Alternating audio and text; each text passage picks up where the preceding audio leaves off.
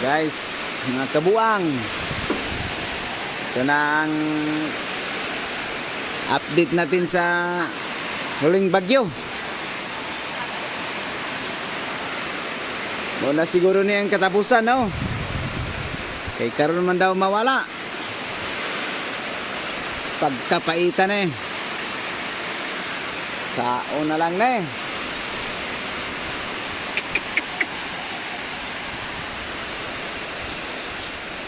Ulan na po, wala na po sa atong falls.